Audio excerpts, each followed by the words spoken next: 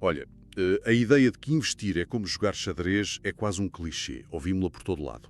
É verdade. Mas o que acontece se pararmos para levar essa analogia a sério? O que é que um grande mestre de xadrez, alguém que dedica a vida a pensar várias jogadas à frente, pode mesmo ensinar sobre gerir uma carteira de investimentos? É essa a questão que vamos explorar. Temos aqui um conjunto de fontes que fazem precisamente isso. Uma análise a fundo das ligações, estratégicas, cognitivas e até algorítmicas entre estes dois mundos. E o que salta logo à vista é o contraste. Exatamente. O xadrez é um laboratório perfeito, um jogo de informação completa, sem sorte, onde a melhor estratégia, pronto, vence. Exato. E os mercados são, bem, o oposto completo. São caóticos, cheios de informação escondida, incerteza. Avanências e eventos completamente aleatórios. A nossa missão hoje é exatamente essa: mergulhar nesta tensão e perceber o que é apenas uma metáfora bonita e o que são de facto lições práticas e acionáveis. Vamos tentar descobrir se os princípios do tabuleiro nos podem mesmo ajudar a tomar melhores decisões quando as regras do jogo são tudo menos claras. E é precisamente nesse contraste, nessa fricção entre um sistema ordenado e um sistema caótico, que as lições mais interessantes aparecem. Ok, vamos a isso. Começando pelo mais básico, a estratégia. Ambos os domínios são sobre gerir recursos limitados sob pressão. Sim. Mas as fontes que temos vão mais fundo e começam com uma lenda sobre a origem do xadrez na Índia, sobre um rei que, através do jogo, aprende a lidar com a perda do seu filho em batalha. Parece-me um ponto de partida poderoso. É um ponto de partida fundamental porque introduz logo o conceito do sacrifício calculado. Certo. A lenda conta que o rei, ao ver as peças a serem capturadas, percebe que perder uma peça, por vezes até uma importante, pode ser absolutamente necessário para alcançar o objetivo final, o checkmate. E a tradução disso para os investimentos seria a gestão de perdas aceitáveis? Exatamente. Perceba a lógica, mas na prática, a dor de vender uma ação com perdas é real.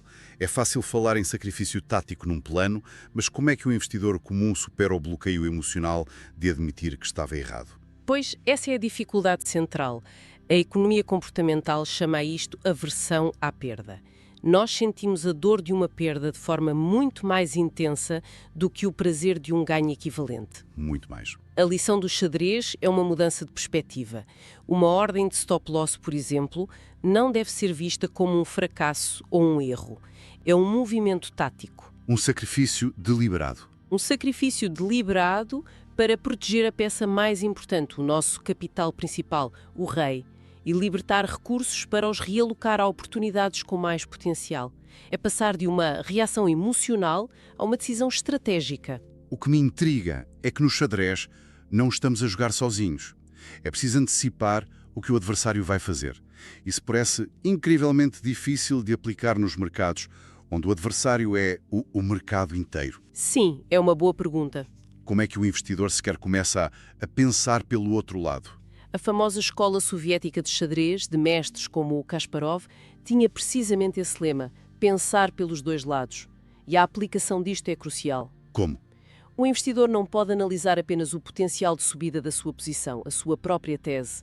É vital perguntar: se eu estiver certo, quem está do outro lado a vender-me esta ação e porquê?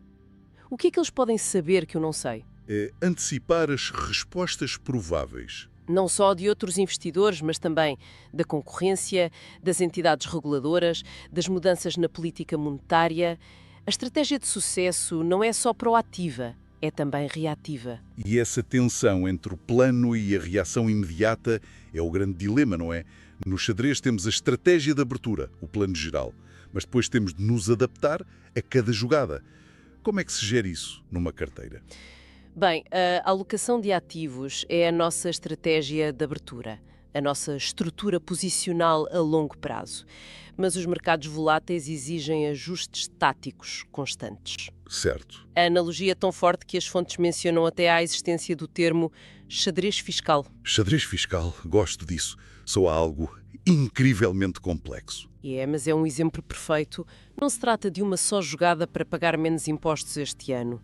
É planear com anos de antecedência, movendo as peças, investimentos, doações, estruturas para otimizar a carga fiscal ao longo do tempo.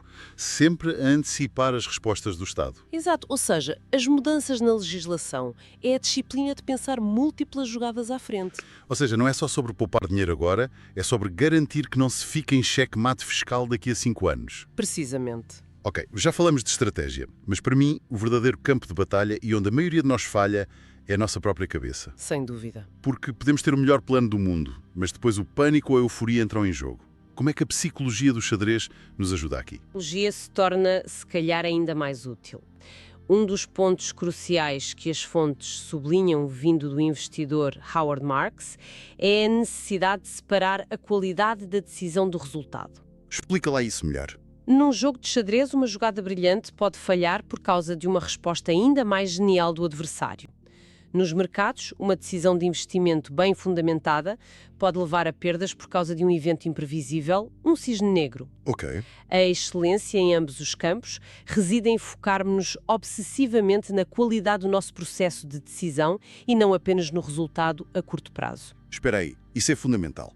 As fontes mencionam que, para ter retornos superiores, é preciso assumir posições idiosincráticas desconfortáveis.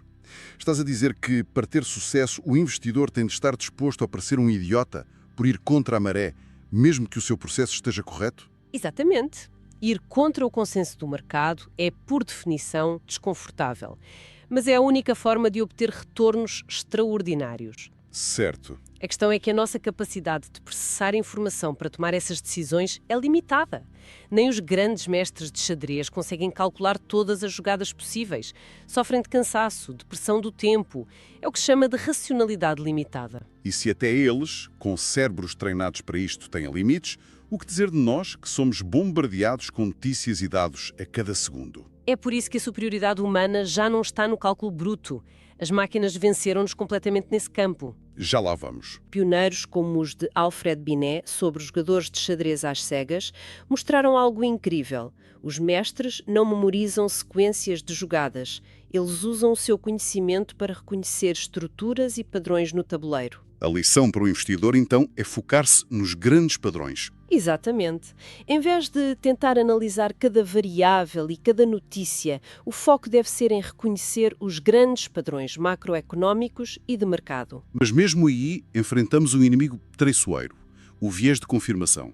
Como é que um mestre de xadrez, que tem uma ideia para um ataque, evita focar-se só nas linhas que confirmam que o plano dele é brilhante? A disciplina de um grande mestre é procurar ativamente a refutação da sua própria ideia. Eles perguntam-se constantemente: qual é a melhor resposta do meu adversário a isto? Onde é que o meu plano falha? E nos mercados, esse viés é devastador.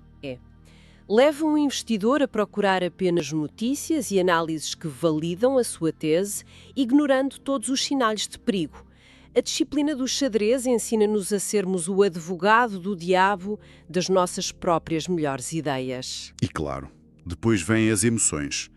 Há uma citação nas fontes que diz que o medo, ou a sensação de já perdi, pode criar um abismo gigantesco entre a capacidade de dois jogadores. E esse abismo é exatamente o mesmo que vemos nos mercados.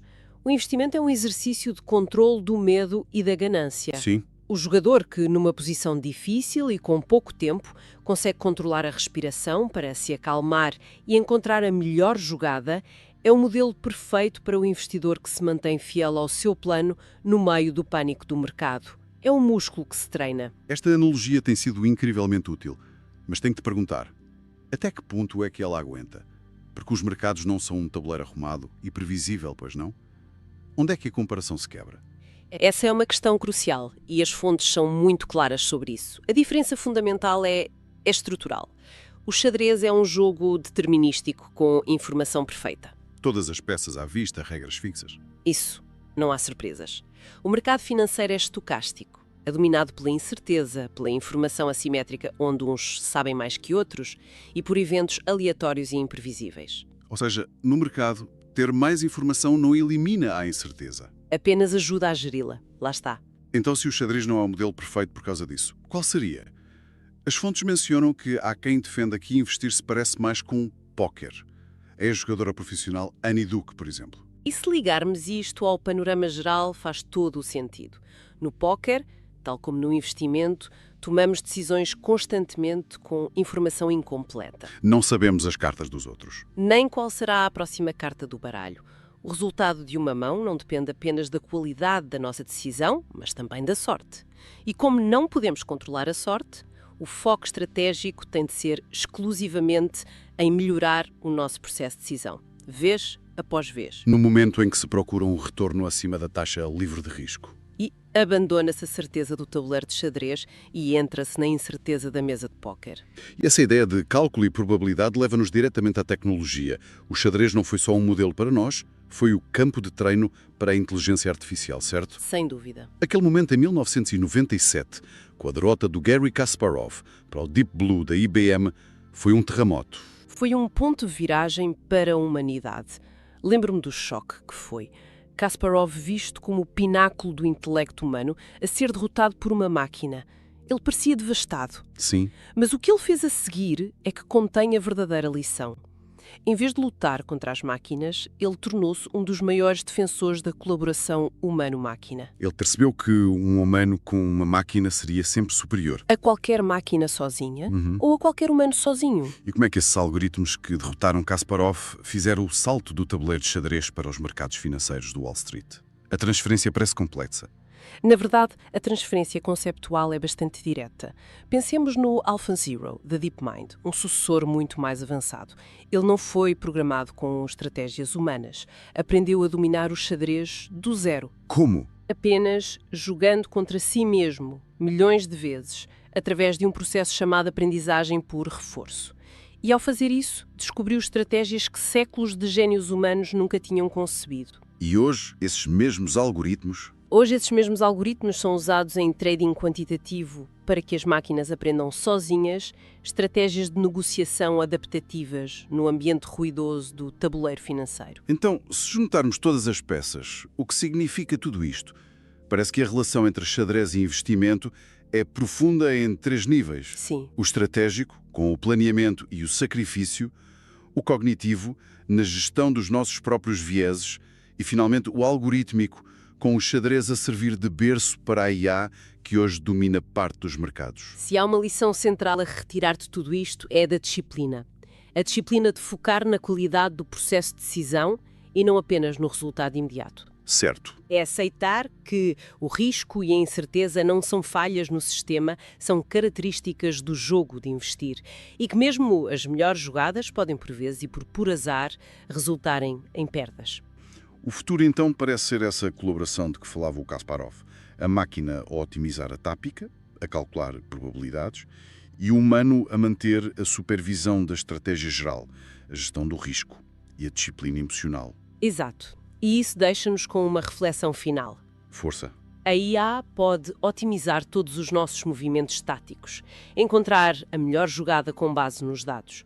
Mas a decisão final de sacrificar uma peça importante em nome de uma estratégia que a máquina, com o seu horizonte, ainda não compreende como um investimento baseado em valores ou numa visão de futuro a longuíssimo prazo, essa decisão continuará a ser exclusivamente humana. E a grande questão para a próxima década será: quando é que saberemos quando devemos ouvir a máquina e quando é que devemos confiar na nossa intuição?